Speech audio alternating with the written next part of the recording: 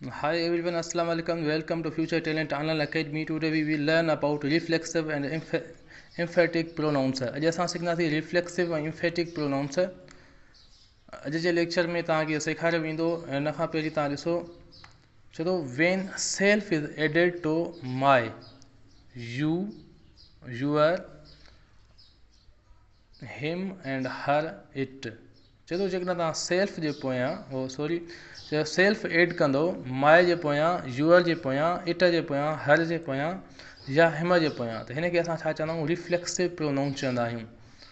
हाणे जेकॾहिं ॾिसो हेॾां माए सेल्फ, माए जे पोयां छा लॻो self, your self, himself, her self, it self. अच्छा, हिन जो मतिलबु छा आहे, हिन रिफ्लेक्सिव प्रोनाउन जो मतिलबु छा आहे, इहे छो इस्तेमालु था थियनि। हाणे जेकॾहिं मां कंहिं जुमिले जी ॻाल्हि कयां त आई हर्ट, हिते तो हीउ जेको सेंटेंस आहे, आई हर्ट माई सेल्फ, हिन जी माना छा थी, मूं पंहिंजे पाण खे तकलीफ़ ॾिनी। मतिलबु त हिन में जेके रिफ्लेक्सिव प्रोनाउंस उहे हूंदा आहिनि जेकी ॿुधाइनि त जेको सब्जेक्ट आहे, सब्जेक्ट हिकु ई वक़्त में उन ई वक़्तु पंहिंजे पाण खे माना नुक़सानु ॾेई चुको आहे या हुन जे मथां कुझु थी गुज़रियो आहे। हीअ जेके रिफ्लेक्सिव प्रोनाउन ॿुधाइनि था त माना सब्जेक्ट जे मथां कुझु न कुझु इफेक्ट पियो आहे, कुझु रिफ्लेक्ट पियो आहे, माना को असरु पियो आहे कंहिंजे मथां, सब्जेक्ट जे मथां।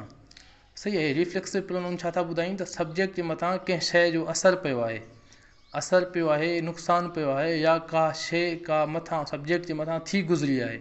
सब्जेक्ट जेको कम जो कंदड़ आहे, सेंटेंस में जेको अॻियां सब्जेक्ट अचे थो, त हीअ जेके रिफ्लेक्सिव प्रोनाउन्स आहिनि इहे ॿुधाइनि था त सब्जेक्ट जे मथां हीअ शइ गुज़री आहे, या हीउ वाक़ियो हिन सां सब्जेक्ट सां थियो आहे, ठीकु आहे, या हीअ नुक़सानु आहे या हीअ फ़ाइदो आहे। जेका बि शइ सब्जेक्ट जे मथां थी गुज़रे त हुननि खे ज़ाहिर करण वारा रिफ्लेक्सिव प्रोनाउन्स हूंदा आहिनि।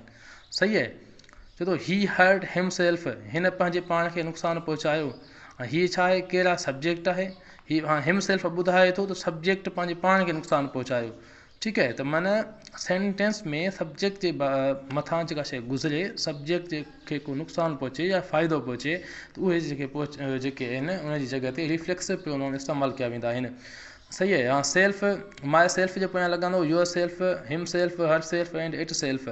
उन खां पोइ सेल्वेज तव्हां पढ़ियो हूंदो, सेल्वेज टू अवर, यूअर ऐं देम जे पोयां लॻंदो। उन खां पोइ we get what are called compound personal pronouns, हिननि खे पर्सनल प्रोनाउंस बि चयो वेंदो आहे।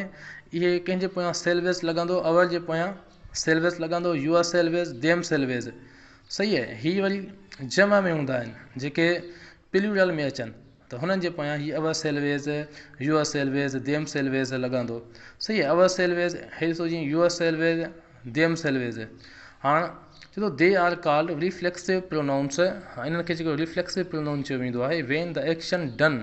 ठीकु आहे, चए थो एक्शन डन माना को कमु थी चुको आहे बाय द सब्जेक्ट जे तरफ़ां, ऐं टर्न्स बैक रिफ्लेक्ट, हा माना हो टर्न्स बैक वापसि उन सब्जेक्ट जे मथां थी गुज़रियो आहे, अपॉन सब्जेक्ट। चए थो माना उहो कमु जेको सब्जेक्ट जे मथां थी गुज़रियो हुजे, त हुननि खे असां रिफ्लेक्सिव प्रोनाउन चवंदा आहियूं। ऐं जेका फॉर्मेशन आहे, हिन जी जेको बनावट आहे, सेल्फ कंहिंसां लॻंदो, माए सां, यूअर सां सेल्फ लॻंदो, हिम सां सेल्फ लॻंदो, हर सां सेल्फ लॻंदो, इट सां, खां पोइ हिम जे पोयां सेल्फ लॻंदो, इट जे पोयां बि सेल्फ लॻंदो, ऐं सेल्वेज लॻंदो जेके प्लूरल रिफ्लेक्सिव प्रोनाउन्स आहिनि। सही आहे, कहिड़ा आहिनि, अवर सेल्वेज आहे, यूअर सेल्वेज आहे, या देम सेल्वेज आहे। सही आहे, हिननि खे चइबो आहे रिफ्लेक्सिव प्रोनाउन। रिफ्लेक्सिव प्रोनाउन उनखे चइबो आहे को सब्जेक्ट जे मथां इफेक्ट पियो हुजे, कंहिं बि सब्जेक्ट मथां कंहिं बि शइ जो इफेक्ट या असरु पियो हुजे, नुक़सानु हुजे, फ़ाइदो हुजे, या का बि शइ सब्जेक्ट जे मथां थी गुज़री हुजे, त हुननि खे असां रिफ्लेक्सिव प्रोनाउन चवंदा आहियूं। अच्छा, जेकॾहिं हिन जा असां एग्ज़ाम्पल ॾिसूं त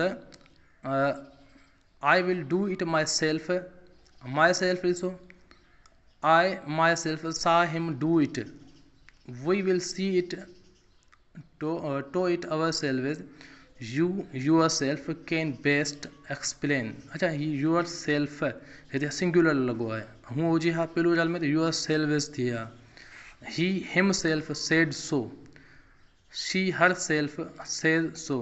ठीकु आहे, हीअ जेके आहिनि इहे हर सेल्फ, हिम सेल्फ, इहे छा आहिनि, रिफ्लेक्सिव या एम्फेटिक प्रोनाउन इनखे चयो वेंदो आहे।